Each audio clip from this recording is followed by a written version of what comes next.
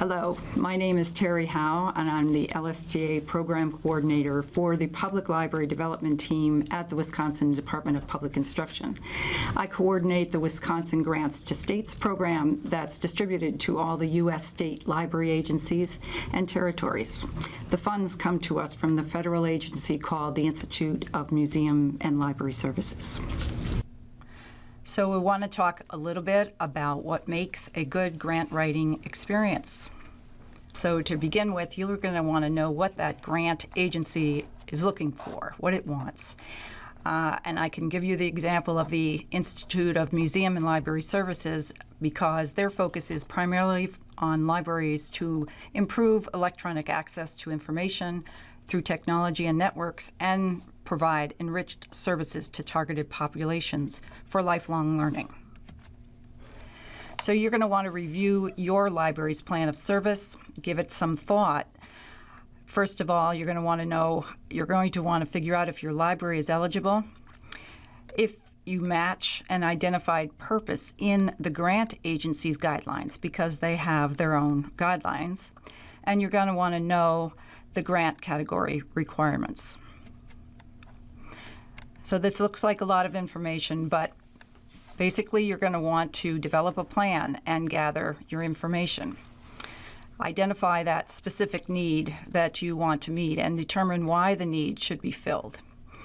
How you do that, of course, is through documentation. It provides the why for the grant reader. The population needs to be stated. Who are you going to provide this service for, and how will your project benefit this group? It provides the so what. Why would it matter if you provided for the need of this population? Then you'd want to, can your project be completed within the grant period? Grant periods are very, very well stated, and you have to do it in that period of time. Who will provide the services and perform the activities and evaluate? Have those people in mind. And then with whom would you partner? Who would the library partner with to create a more sustainable project and engage those your library wants to serve? Take the time to understand need and plan for results. The need that you are trying to meet explains why you are doing the project. The results explains the so what.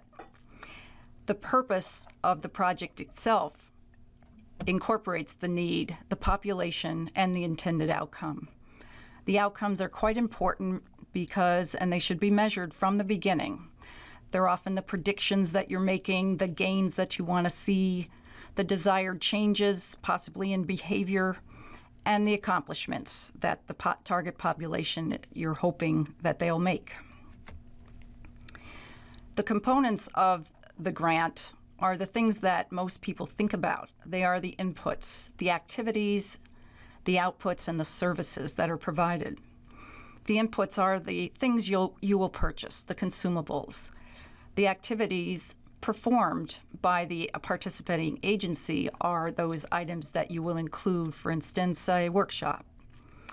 The services that directly benefit the target population will obviously depend on what population you're trying to serve. Every component will have an output measure, and those output measures are often represented by numbers, how many people attended a particular event, for instance. And the outputs will directly support your outcomes, what those behaviors are or changes that you are trying to make. You're going to possibly want to review previous grant abstracts. Not every agency has this, but in the example that I've given you, you can read abstracts and summaries of previous grants, and you can also request copies of previous grants.